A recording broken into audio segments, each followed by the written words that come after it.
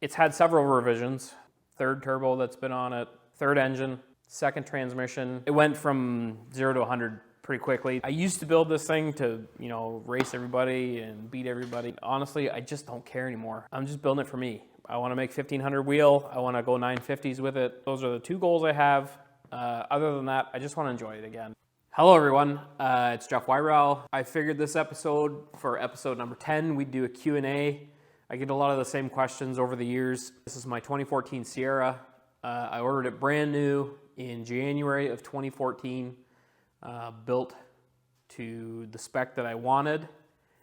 And last week I put a post up on Instagram that said to ask me certain questions about the truck and I would answer them in a YouTube video. So here we go. Question number 1, what is your biggest regret so far? I don't know if I have one, honestly. The truck has been a big learning experience through almost 11 years. Nothing I've ever done has really been a ruining factor of the truck. I've always tried really hard to make everything cohesive with the existing factory parts of the truck. I never took the AC out. I never took, the interior out. I always tried much harder to not ruin the truck, to keep it as nice as it was factory. I purchased it with a leather interior and all that stuff. So it was the nicest vehicle at the time that I'd ever owned. It still is the nicest vehicle I've ever owned.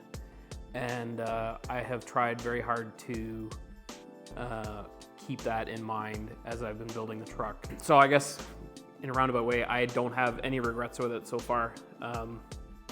It's been really cool up to this point. Besides engine and suspension, is this mostly a stock truck? I guess it depends what you consider mostly stock. If I set this truck outside on a stock set of 20-inch wheels next to my other one, you'd be hard pressed to notice if it was modified any more than the other one or not. But in terms of engine and suspension being the only modifications, I would say no. It has a 6-point roll bar in it that's chromoly. It's been color matched to the truck. We did the rear seat to go around the roll bar so that it, the interior is a stock you guys have seen up to this point. The full tranny cross member situation, I suppose that's counts as, not suspension or engine. And there's a lot of subtle factory body type modifications, I guess. When I bought this truck, there was a ton of chrome on it. The bumpers were chrome, the window moldings, it had door moldings, the mirror caps, door handles. It had a factory chrome grille, just a ton of chrome on it. And the reason for that is it was cheaper for me to buy the truck the way that I wanted it in an SLT platform instead of buying an all-terrain where they come factory black bumpers, factory black grille. I knew I was lowering the truck already, so the Rancho suspension and stuff that came in the all-terrains was just extra money that I didn't need to spend. And I wanted the full leather seat, not the all-terrain seats with the cloth insert in the middle. Almost immediately, we painted the bumpers. I had the all-terrain grille before the truck was even built. The grille slats are wrapped black. The window moldings are wrapped black. I swapped the door handles, the mirror caps. We got rid of the chrome moldings on the doors. The tailgate handle was smoothed and painted. A couple pieces in the bumper that were smoothed and painted that are like a textured black or textured charcoal color. They were smoothed and painted gloss black to match. Other than that though, there's really no huge major modifications to the truck. I really like how these things look stock. And I really like the fact that I can put it on a set of stock 20s and just drive it around relatively inconspicuously, especially since when I bought the other 2014 to daily and lowered it and the black wheels and all the stuff that basically I did to this thing, everyone thought that this truck was out again, which is obviously not the case. There's not a ton. I really didn't want to, I don't know, going back to that whole, I didn't want to take away from how nice the truck was in stock form. So that's kind of where it is so far. Question number 3, most challenging aspect of the build. Well, that would be not ruining it. Not, again, taking away from how nice this truck was to drive stock. It's got heated seats, heated steering wheel, you know, cruise control, obviously, air conditioning, all that stuff that these trucks, I mean, pretty much every vehicle has nowadays. But the big one is you know, these trucks drive really, really nice in stock form, in the SLT package with the consoles and all that stuff. They're very quiet inside, they're very comfortable, and I didn't want to take away from that. I still don't want to take away from that. So everything we've done up to this point has been especially conscious of that. We did the cage. I didn't take any sound deadening out. I didn't take the rear seats out. Like we made the rear seats fit. The only thing that this truck has not got anymore is the rear seat belts, and that is because unless you're sitting directly in the middle of the back seat, you can't even sit in the back seat just because the rear bar basically goes right through where your chest would be. So I did take those seat belts out. We didn't need those. I did keep the factory driver's seat belt. It's got a 5-point harness, obviously, with the roll bar in it, but I like being able to wear the factory seat belt on the street.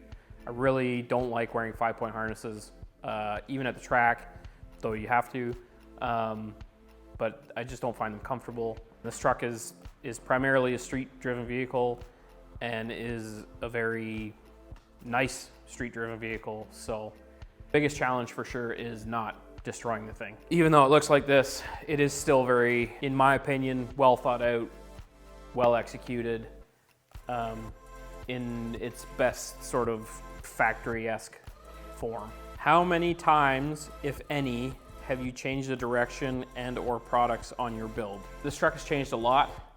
When I ordered it, it was going to be my daily driver. I was ordering it because I was commuting to work in Kitchener, and I was working at a forklift place, which didn't last very long because I wanted to blow my brains out. And I needed reliable transportation, which I did not have at the time. So I ordered this truck.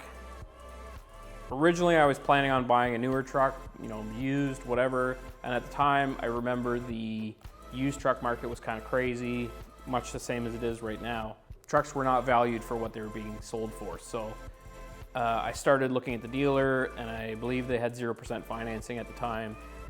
And I went in with the idea that I was going to order just a nothing truck and have a nice, reliable daily that was able to pull a trailer if I needed to. I had an S10 at the time with a small block in it that needed to be trailered once in a while. So the idea of a full-size truck that was able to pull a trailer was, you know, seemed like a good idea to me. I had never owned a full-size truck up to that point, I don't think. So this was my first, and then it quickly spiraled out of control. I knew I was going to lower it right from the beginning, and I knew I was going to block the bumpers and grill out and things like that, but I did not ever see this happening. I didn't see the cage happening, things of that nature. I think it was the very first summer I had it.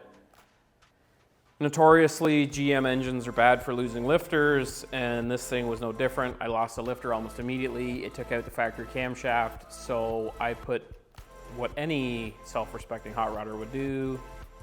I put a aftermarket camshaft in it, deleted the active fuel management. I think we put exhaust on it at the time. I think I ordered a pace setter header set, and it was like a very, very mild cam because back then the LTs were so new.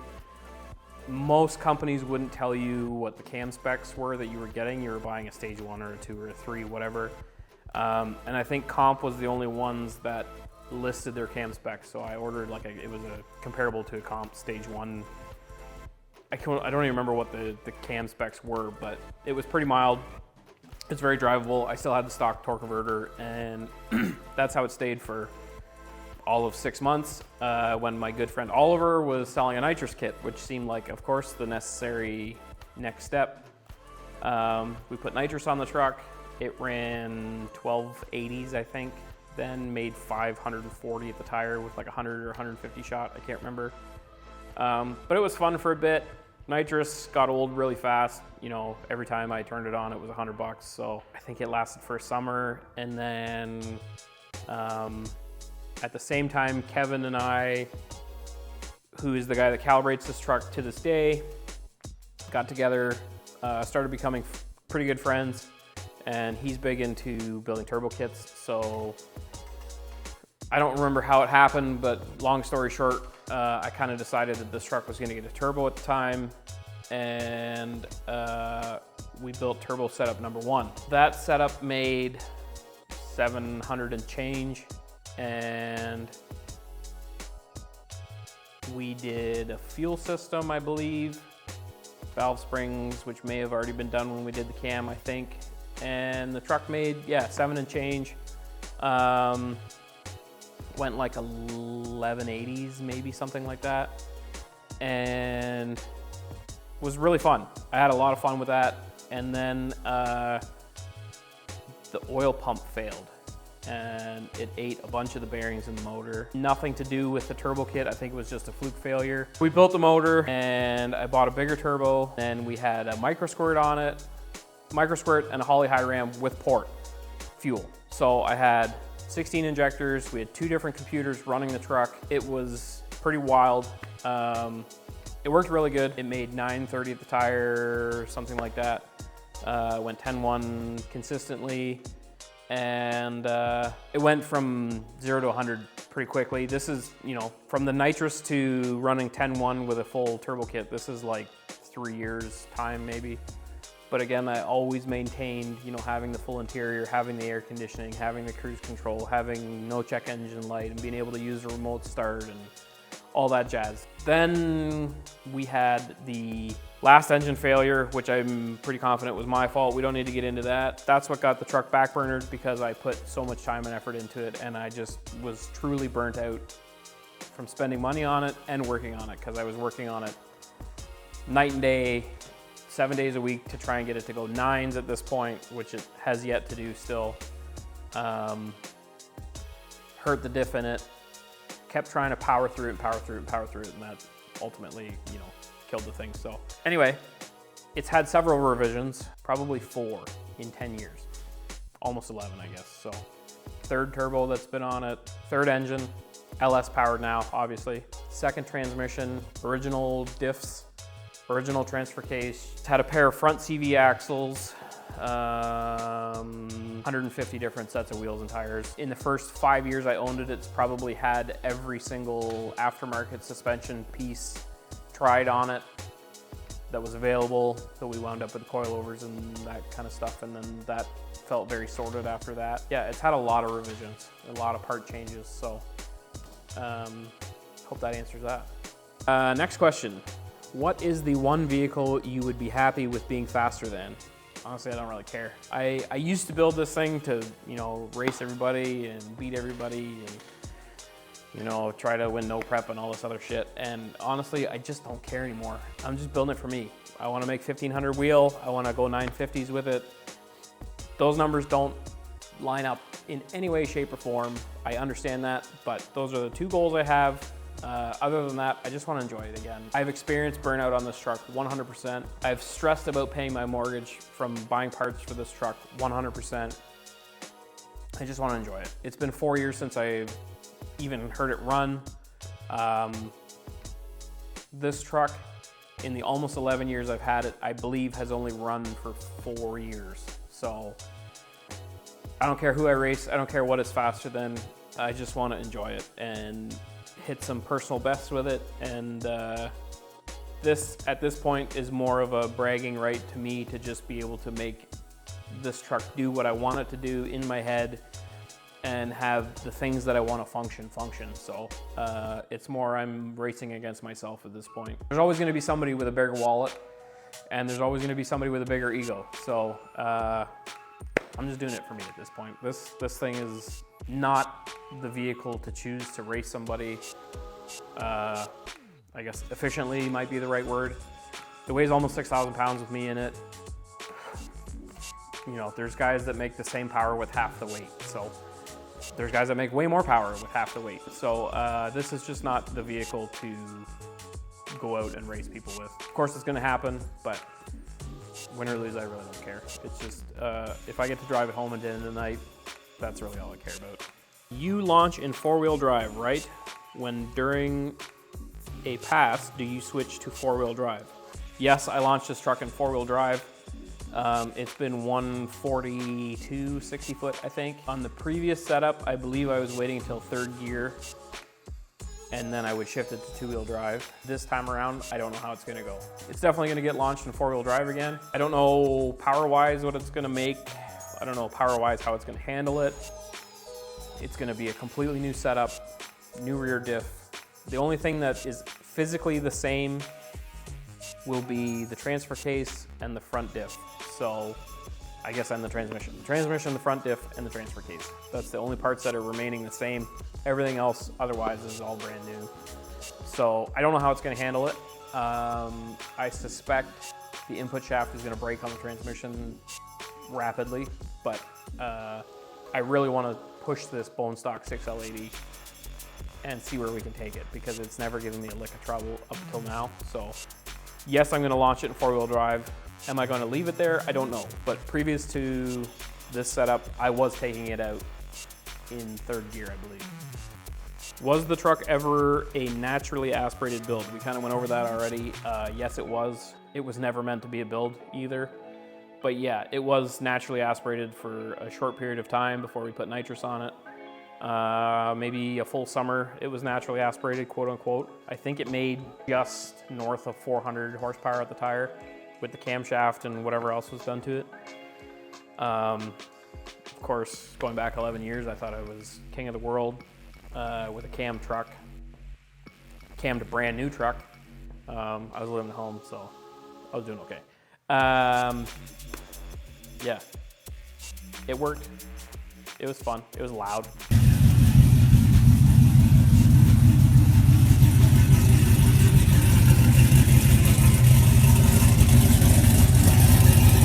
So not really, but also kind of. Are you trying to make the headers equal length to the 3-inch V-band or all the way to turbo? Headers will be equal length, and the up pipes will be 2.5, and yes, I will be trying to make them equal length also. Headers will be equal length. I'm gonna do my best to make the hot side fully equal length as well. Whether that happens or not is to be determined. Wheels and tires are those, even though I've asked and got an answer. So this truck is on no name TE37 knockoffs. They're 18 by 9.5, 10, something like that. And I could not tell you the offset if my life depended on it. And I have 305, 45, 18-inch Nitto NT05Rs on it right now. They are long dead, and they are several years old at this point. So tire size wise, it's about perfect. Offset, couldn't tell you. I bought these used off Marketplace, off a guy I know locally. They just happen to fit really well, and I love how they look on the truck. So, but I've had 100 different sets of factory wheels on it too, in various different tire sizes. Probably, I think one of my favorite tire sizes in a 20-inch wheel is like a 295 40/20. That is pretty good with how high this truck is. Here is the famous one. What size drop? I have no idea. The truck is one of the lowest ones in existence for sure. Like I said before, I've had every aftermarket part pretty much available for these things, with the exception of a few nowadays that have come out in recent years because I've pretty much got this dialed in. It's got Viking coilovers in the front with 1,100 pound iBox springs, JM upper control arms, factory lowers, and a Magaffy's, however the hell you say that, drop spindle. Rear is a Magaffy's flip kit. It's got a Beltec shackle in the rear. This season is gonna be different than it usually does, or has been in the past. I've got Caltrax for it this year, and soon to be a Dean's Racing anti-roll bar setup, and quick performance 9-inch housing, which we've talked about already. Limiting straps in the front to keep the front from coming up, trying to keep some of the weight on the front tires. But yeah, suspension wise, that's pretty much it. It's really not that special. Everybody thinks it's a kit. It is definitely not. I spent a pile of time trying out different spring rates, trying out different suspension setups. It's had 13 different spring and strut combinations in the front until we got these coilovers. I had lower control arms in it at one point. I had a couple different sets of upper control arms in it. It's always had the same spindles, and the rear's pretty much always been the same. It's pretty basic with a flip kit and a shackle. So everything is notched. The gas tank cross member, both gas tank cross members, I guess. The frame is obviously notched. I used to have helper bags in it. This, again, used to be a daily, used to be a pull vehicle. So it used to have helper bags in the back. We pulled a bunch of race cars to, various places around the globe. But yeah, the suspension is really not that complicated on it. Viking coilovers, they are the best money you can spend in these trucks, in my opinion. Rear shocks have been relocated like everybody does. That made a big difference.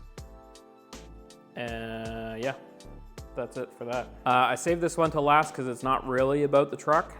But where do you see yourself and your business in 10 years? Any goal you're working towards? A couple years ago, if you had told me that I would have a couple employees and own the building that we're working out of, obviously I have a mortgage, but the building is in my name.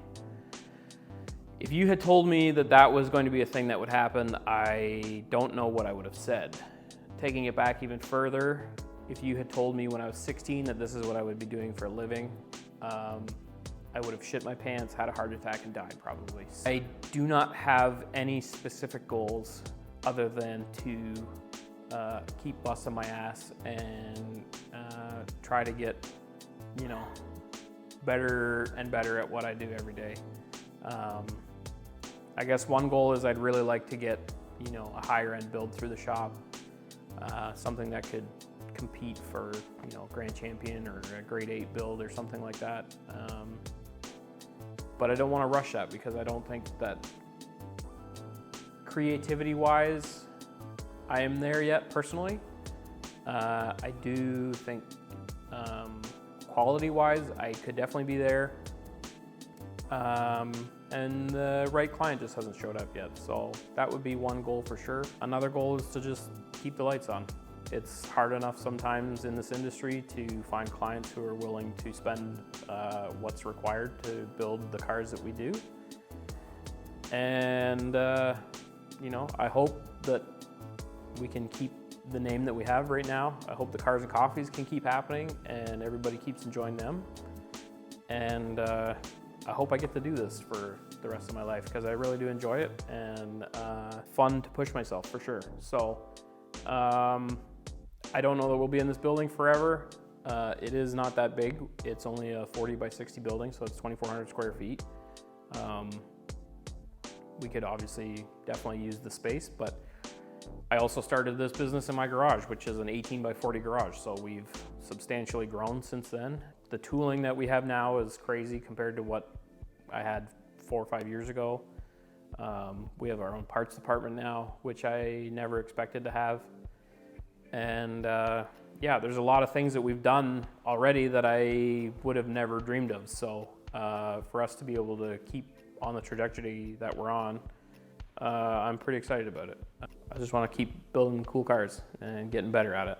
So anyway, that's going to wrap this video up. I hope that answered some questions, and I hope you guys enjoyed this one. It's the 10th episode, so I'm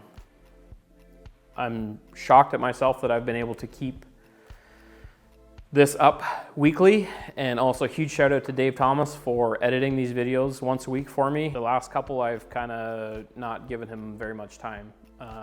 It is Friday at almost 10 o'clock right now, and this video is going to come out the following Monday. So I'm not leaving this dude much time to edit this video. He does have a family and a kid and his own life. So again, shout out to him for editing this video. And running a business in this industry is difficult. I work a lot, and finding time to devote to this truck is not always easy, especially enough to create a weekly video. So this is kind of a filler video. I didn't get a whole lot of time to work on the truck this week. So I didn't have too much interesting, and this was Dave's idea, and we got some good questions. So hopefully you guys enjoy this. Maybe we can do it again down the road. Maybe episode 20 we'll do something similar, and obviously we'll be further along in the build by then, hopefully. And yeah, so anyway, thanks for watching, and we will see you a week from Monday.